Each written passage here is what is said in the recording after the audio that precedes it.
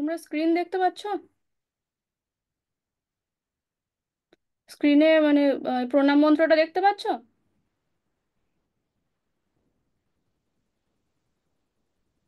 Unmute করো, আমি শুনতে পাচ্ছি না তোমাদের কথা।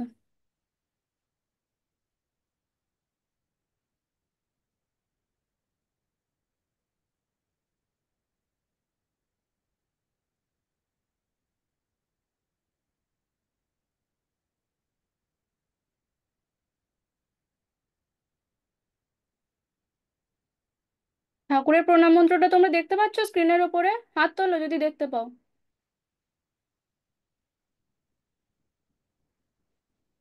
বড়াই বালিকা বিদ্যা মন্দির।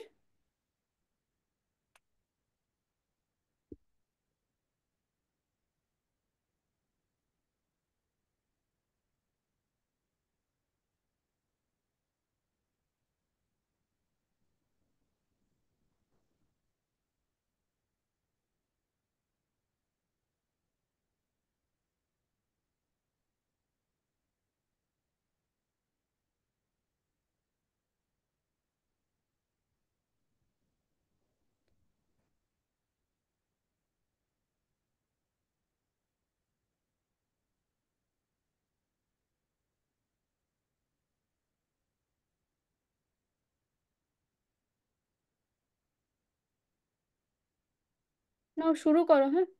প্রণাম মন্ত্রটা দিয়ে শুরু হবে। স্থাপকায় চ ধর্মস্য।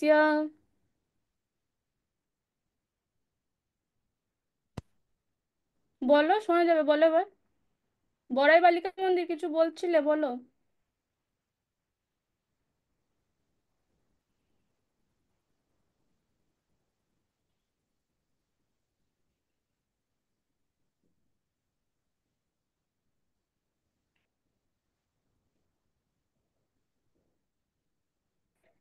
ঠিক আছে, শুরু করো। স্থাপকায় চ ধর্মস্য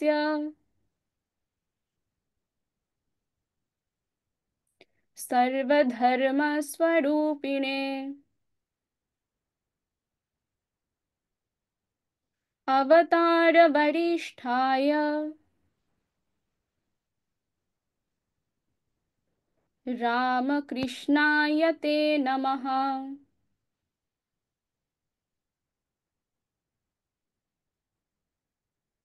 কি বলছে? ধর্মের সংস্থাপক, সর্বধর্মস্বরূপ, অবতার শ্রেষ্ঠ, হে রামকৃষ্ণ, তোমাকে নমস্কার।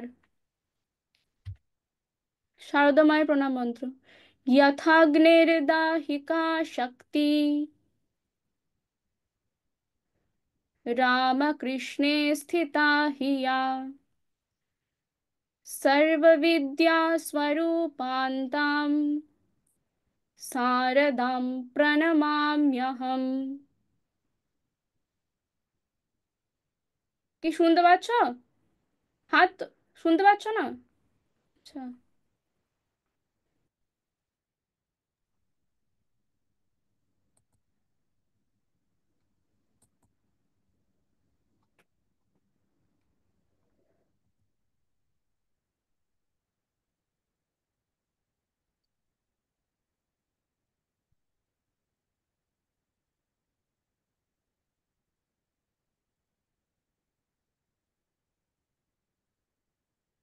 শুনতে পাচ্ছ এবার?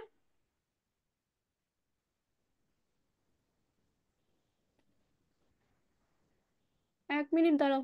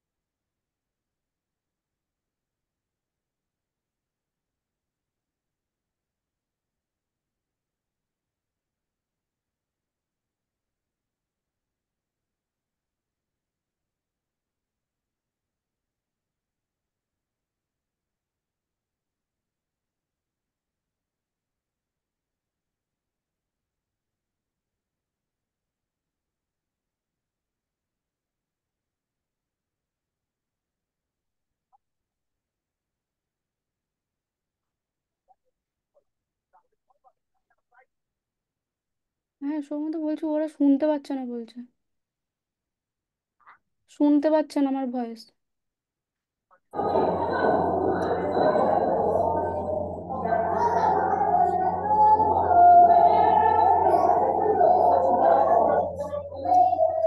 খাতায় লেখা শুরু করো এটা।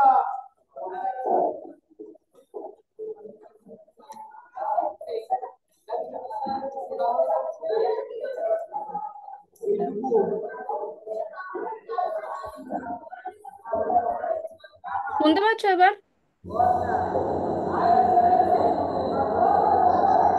হ্যাঁ ম্যাম, শুনতে পাচ্ছি। হ্যাঁ। स्थापकाय च धर्मस्य सर्वधर्मस्वरूपिणे। তোমরাও বলো। अवतार वरिष्ठाय रामकृष्णाय ते नमः।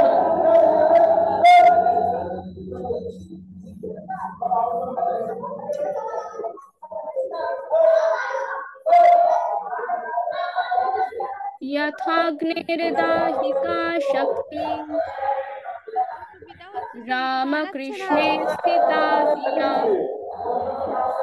सर्वविद्यास्वरूपान्तां शारदां प्रणमाम्यहम्। কি বলছে? অগ্নির দাহিকা শক্তিরূপ এই রামকৃষ্ণের যে শক্তি বিদ্যমান, এই সকল বিদ্যাস্বরূপ শারদাকে আমি প্রণাম করি। স্বামীজি প্রণাম মন্ত্র বলো। নমঃ শ্রীয়তিরাজায় विवेकानंद सूरये सच्चित् सुख स्वरूपाय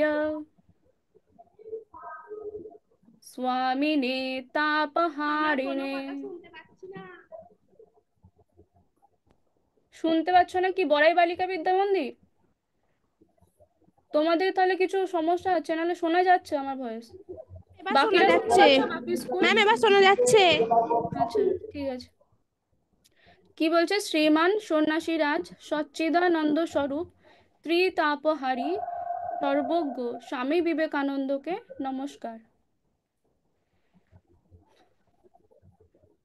আচ্ছা, আগের দিন আমি ফোনটাতে তোমাদেরকে আসছে না, ও আহ উপরে এটাকে বন্ধ করে দিয়ে পাঁচটা গেছে। বিদ্যার্থীর লক্ষণ বলেছিলাম, সেই পাঁচটা বিদ্যার্থীর লক্ষণ কেউ বলতে পারবে? আগের ক্লাসে বলেছিলাম, বলতে পারবে কেউ? আগের দিন যারা জয়েন ছিলে।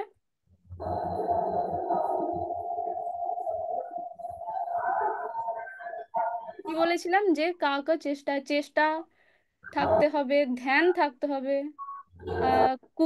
সজাগ থাকতে হবে সব সব সময়, অল্পাহারী হতে হবে আর গৃহত্যাগী হতে হবে। ম্যাম বলবো? হ্যাঁ, আমি বলো। বলছি। হুম, বলো।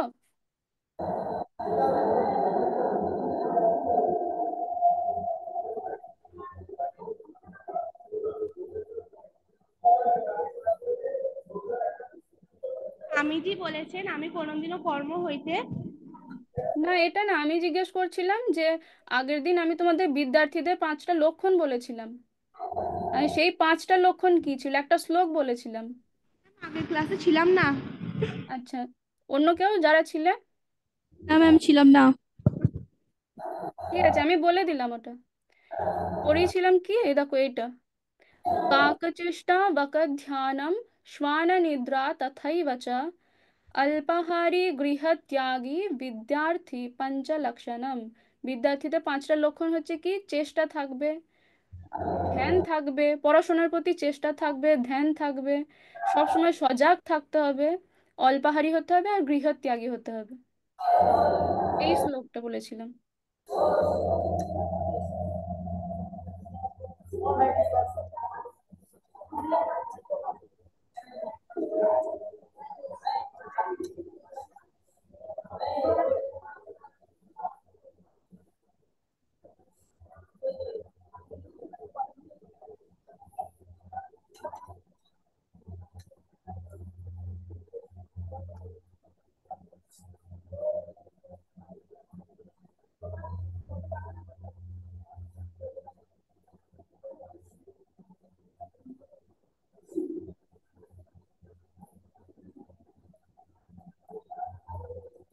একটু তাড়াতাড়ি লিখে নেবে, এটা আগের দিন হয়ে গেছে, একটু তাড়াতাড়ি লেখো।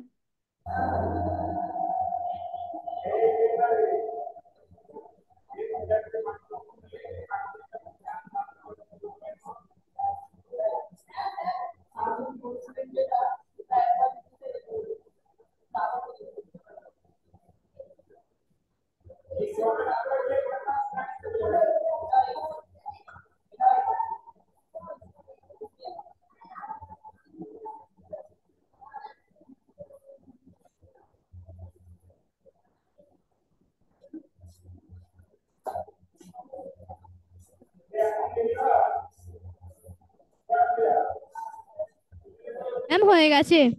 আচ্ছা, এগুলো আমাদের পড়া হয়ে গেছে। তো আগের দিন আমরা বলছিলাম যে আহ, স্বামীজি বলছেন, দেখো এইটা বলছেন কি, যে সবই কর্ম দ্বারা নিয়ন্ত্রিত, উপার্জন না করিলে কেহ কিছু পাইতে পারে না, ইহাই সনাতন নিয়ম। তাহলে সনাতন নিয়ম কি, যে সবাইকে কর্ম করে যেতে হবে, যার যেটা কর্ম তাকে সে কর্মটা করে যেতে হবে। আমাদের সামনে যেরকমই কর্ম আসবে সেই কাজটাকেই আমাদের করতে হবে, হ্যাঁ। এবং কোনো ব্যাপারে কি দুর্বল হলে চলবে না। তো স্বামীজি বলছেন যে আমি চাই এমন লোক, বলছেন যে আমি চাই এমন লোক যাদের পেশি লৌহের ন্যায় দৃঢ়, স্নায়ু ইস্পাত নির্মিত, আর তার মধ্যে থাকবে এমন একটি মন যা বজ্রের উপাদানে গঠিত, বীর্য, মনুষ্যত্ব, ক্ষাত্র বীর্য, ব্রহ্ম তেজ। হ্যাঁ, স্বামীজি বলছেন যে এমন মানুষ হতে হবে যার দেহ হচ্ছে লোহার মতো দৃঢ়, লোহার মতো শক্ত হবে, স্নায়ু হবে ইস্পাতের মতো মজবুত, আর মনটা কেমন হবে, মন হবে বজ্রের যে তেজটা থাকে সেরকম তেজ থাকতে হবে। মানুষ চাই, মানুষ চাই, আর সব হইয়া যাইবে, বীর্যবান, সম্পূর্ণ অকপট, তেজস্বী, বিশ্বাসী যুবক আবশ্যক। এইরূপ 100 যুবক হইলে সমগ্র জগতের ভাবস্রোত ফিরাইয়া দেওয়া যায়। তাহলে স্বামীজি বলতে চাইছেন যে বীর্যবান হতে হবে, সাহসী হতে হবে, হ্যাঁ, তেজস্বী হতে হবে, তেজ থাকতে হবে, বিশ্বাসী হতে হবে। তাহলে কি, যে কোনো কাজ দেখবে করা যায়। হ্যাঁ, তোমাদের যেটা করতে চাইছো সেই কাজগুলো করা যায়। তো এই প্রসঙ্গে স্বামীজি এই প্রসঙ্গে একটা শ্লোক আছে কি, যে দেখো, তো এইগুলো চাই, কি কি চাই, মনুষ্যত্ব চাই, দৃঢ় হতে হবে, শক্ত সবল হতে হবে, সাহসী হতে হবে, আর বিশ্বাসী হতে হবে। এর সঙ্গে আর একটা কি চাই বলো তো, উদ্যম থাকতে হবে, কাজের প্রতি উদ্যম থাকতে হবে, না হলে এগুলো থেকেও কোনো লাভ হবে না। তো প্রত্যেকটি কাজে আমাদের উদ্যমী হতে হবে, কোনো কাজই ছোট নয়। স্বামীজি বলছেন যে অতি সামান্য কর্মকেও ঘৃণা করা উচিত নয়। হ্যাঁ, তো সুতরাং কি করতে হবে, যে কোনো কাজ আমাদের সামনে আসুক তা আমাদের উৎসাহের সঙ্গে করতে হবে, উদ্যমের সঙ্গে করতে হবে। স্বামীজি বলছেন যে প্রত্যেকে সম্পূর্ণ উদ্যম প্রকাশ না করিলে কোনো কাজ সম্পন্ন হয় না। দৃঢ় হৃদয় কাজের মানুষের কাছেই লক্ষ্মী দেবী এসে থাকেন, পিছন ফিরে তাকানোর প্রয়োজন নেই। আগে চলো, আমাদের চাই অনন্ত শক্তি, অফুরন্ত উৎসাহ, সীমাহীন সাহস, অসীম ধৈর্য, তবেই আমরা বড় বড় কাজ করতে পারবো। তো দেখো, প্রত্যেক প্রত্যেককে উদ্যমী হতে হবে। হ্যাঁ, ধরো স্কুলে আমরা স্বামীজির জন্মদিন পালন করব। এবার দেখা যাচ্ছে যে টিচার্সরা ভীষণ উদ্যম দেখাচ্ছেন কাজটাতে, কিন্তু স্টুডেন্টরা উদ্যমী নয়। আবার দেখা গেল স্টুডেন্টরা উদ্যমী কিন্তু টিচার্স উদ্যমী নন। আবার এটাও হতে পারে যে কিছু স্টুডেন্ট উদ্যমী, কিছু স্টুডেন্ট উদ্যমী নয়।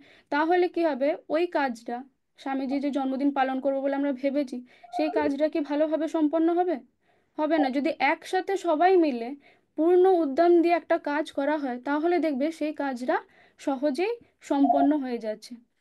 কোনো কাজ এলে বলছেন যে পিছন ফিরে তাকানোর প্রয়োজন নেই, এগিয়ে যেতে হবে। হ্যাঁ, শুধু কি থাকতে হবে, শক্তি থাকতে হবে, অনন্ত শক্তি, শক্তি থাকতে হবে, সাহস থাকতে হবে, উৎসাহ থাকতে হবে, ধৈর্য থাকতে হবে। তাহলেই দেখবে যে তোমাদের সামনে যতই বড় বড় কাজ আসবে না কেন, সেই কাজগুলো তোমরা অনায়াসে করে ফেলবে। তো এই প্রসঙ্গে একটা শ্লোক আছে, সুভাষিতম। সুভাষিতম কি বলছে? উদ্যোগেন হি সিদ্ধ্যন্তি। তোমরা বলো, আমার সাথে বলবে, হ্যাঁ আমি বলবো তোমরা নেক্সট বলবে। উদ্যোগেন হি সিদ্ধ্যন্তি। উদ্যোগেন সিদ্ধ্যন্তি কার্যাণি कार्याणि न मनोरथैः। কার্যাণি মনোরথে न हि सुप्तस्य सिंहस्य प्रविशन्ति मुखे मृगाः। ভবিষ্যন্তি মুখে মৃগা কি বলছে? उद्यग कार्याणि उद्यगेन उद्यगेन हि सिद्ध्यन्ति कार्याणि न मनोरथैः। न हि सुप्तस्य सिंहस्य प्रविशन्ति मुखे मृगाः। कार्याणि उद्यगेन हि सिद्ध्यन्ति। উদ্যোগের দ্বারাই সমস্ত কাজ সাধিত হয়। না মনোরথৈহি, ইচ্ছা প্রকাশ করলেই হয় না। সুপ্তস্য সিংহস্য মুখে, ঘুমন্ত সিংহের মুখে মৃগাহ নাহি প্রবিশন্তি, পশুরা এসে প্রবেশ করে না। বলছে উদ্যোগের দ্বারাই সমস্ত কাজ সাধিত হয়, শুধু ইচ্ছা প্রকাশ করলেই কিন্তু হয় না। ঘুমন্ত সিংহের মুখে কিন্তু কখনোই পশুরা এসে প্রবেশ করে না। দেখো, কোনো কাজ সম্পন্ন করার জন্য আমাদের কি, আমাদের কোনো কাজ সম্পন্ন করতে গেলে আমাদের উদ্যমের সঙ্গে করতে হবে। হ্যাঁ, মনে মনে চিন্তা করলে কিন্তু কোনো কাজ সম্পন্ন হয়ে যাবে না। তুমি আজকে ভাবলে যে আমি স্কুল থেকে বাড়ি গিয়ে বিকেলে একটু খেলা টেলা করবো, তারপর সন্ধেবেলা এই পড়াটা মুখস্থ করবো, কাল স্কুলে স্যার বা ম্যাম যে পড়াটা ধরবেন। তো গেলে, বাড়ি গেলে খেলাটা হলো, তারপর সন্ধেবেলায় যে পড়তে বসা, সেই পড়তে তুমি আর বসলে না, কিন্তু প্ল্যানিং করে রেখেছো। তাহলে কি পড়াটা কি তোমার অটোমেটিক হয়ে যাবে? মনে মনে চিন্তা করলে আর পড়াটা হয়ে যাবে কি? হবে না। তো তার জন্য কি করতে হবে? তোমাকে ওই সন্ধ্যেবেলা কাজটা করতে হবে, কাজটা করতে হবে, তবেই কিন্তু পড়াটা মুখস্থ হবে। তো শুধু মনে মনে চিন্তা করে রেখে দিলে হবে না, উদ্যমের সঙ্গে সেই কাজটাকে সম্পন্ন করতে হবে, তবেই তুমি ফল পাবে। তো এখানে কি বলছে যে দেখো, ঘুমন্ত সিংহের উদাহরণ দিয়েছে এই শ্লোকটাতে। একটা ঘুমন্ত সিংহের উদাহরণ দিয়েছে। কি বলছে? সিংহ কিন্তু সব সময় কি করে, সব সময় ভাবে সে পশুকে খাবে, একটা অন্য কোনো পশুকে সে খাবে, এই কথাই তো সে মনে মনে সবসময় চিন্তা করে। কিন্তু সে যদি এইটা ভেবেই ঘুমিয়ে যেত, ভাবলো খাবো, খেতে হবে, দিয়ে ঘুমিয়ে পড়লো, তাহলে কি কোনো পশু তার মুখে এসে পড়বে? পড়বে না। নিশ্চয়ই অন্য কোনো পশুরা, আহ, সিংহ ভেবেছে আমাদের সিংহ রাজা, তো সিংহ ভেবেছে আজকে আমি একটা খরগোশ খাবো, তো খরগোশটা কি তার মুখে গিয়ে ঢুকে যাবে? যাবে না। তো সেটাই বলছে যে যদি সে ঘুমিয়ে পড়তো ওইটা ভেবে, তাহলে কোনো পশুই তার মুখে গিয়ে পড়তো না। তো সেই খাবারটা জোগাড় করার জন্য তাকে কি হয়, প্রচুর খাটতে হয়। হ্যাঁ, অনবরত তার অনুসন্ধান করতে হয়, কোথায় কোন পশুকে ধরা যায় সেটা তাদেরকে ভাবতে হয়। আবার তাকে হত্যা করার জন্য শুধু অনবরত তাকে খুঁজে নিলেই তো হলো না, তারপর তাকে হত্যা করার জন্য উদ্যমের সঙ্গে তার পিছু পিছু তাকে ছুটে যেতে হয়। তো তাই আহ, তারপর সে বধ করতে পারে। তো তাই বলছে যে ফল প্রাপ্তির জন্য উদ্যমই প্রয়োজন, উদ্যম থাকতে হবে, না হলে কিন্তু কোনো কাজ সম্পন্ন হবে না। এরপর নেক্সট দেখো, আরেকটা শ্লোক এরকমই বলছে, আরেকটা সুভাষিতম বলছে, বিহায় পৌরুষম যোহি। বলো, বিহায় পৌরুষম যোহি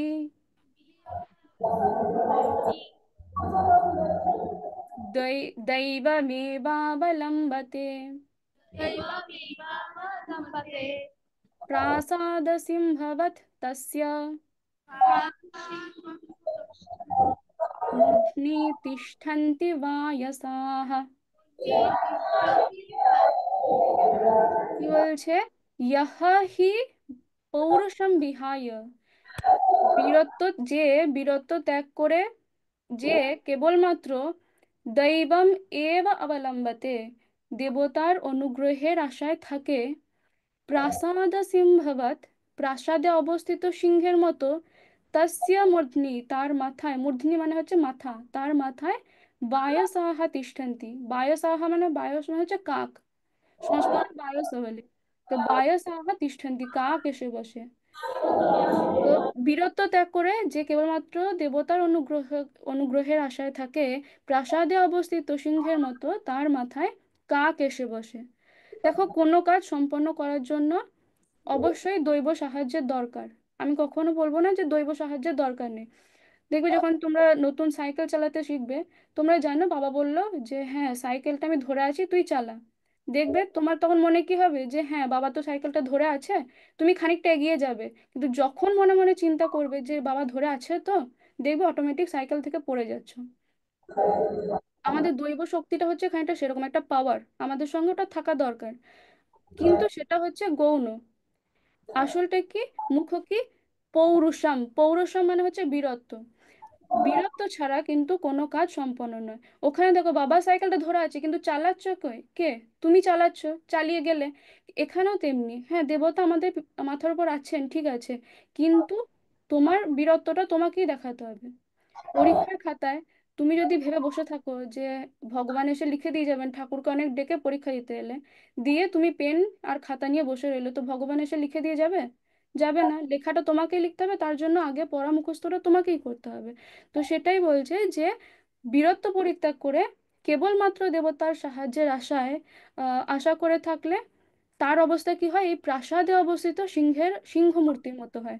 মানে কি, সিংহ দেখো পরাক্রমশীল পশুদের রাজা, মানে যে পশুদেরকে যুদ্ধে হারানো যায় না, তো সেই পশুদের রাজা হচ্ছে কে, সিংহ। কিন্তু যতক্ষণ সিংহের এই পরাক্রমটা বজায় থাকে, বনেতে তার এই পরাক্রম বজায় থাকে, ততক্ষণ কিন্তু তার মাথায় কাক এসে বসা সম্ভব হবে না। কাক কেন, একটা মানুষও তার সামনে গিয়ে দাঁড়াতে পারবে না, তাই তো। তো কিন্তু প্রাসাদে যে সিংহগুলো থাকে, দেখবে অনেক আগেকার দিনে পুরনো বাড়ি, মন্দির বা বড় বড় বাড়ি, রাজবাড়িতে দেখবে সিংহের মূর্তি থাকে। তো সেখানে কি, সিংহটা তো একটা জড় পদার্থ, তার মধ্যে কোনো প্রাণ নেই, পরাক্রম নেই। তো সেখানে কাক ম্যাম বিনা পড়ে ভয়ে, গেছে। আচ্ছা এইটা একটুখানি শেষ করে নি, 2 মিনিট। তো দেখবে যে তার মাথায় এসে কাক নির্ভয়ে বসতে পারে, তার কোনো ভয় থাকে না তখন। তো সেটাই বলছে যে উদ্যোগহীন মানুষেরও কিন্তু এরকম অবস্থা হয়, সিংহের মতো অবস্থা হয়, প্রাসাদে অবস্থিত সিংহের মতো অবস্থা হয়। তো উদ্যোগটা থাকতে হবে। তাহলে এটা এতটুকুই থাক, অন্যদিন আবার পড়ানো হবে।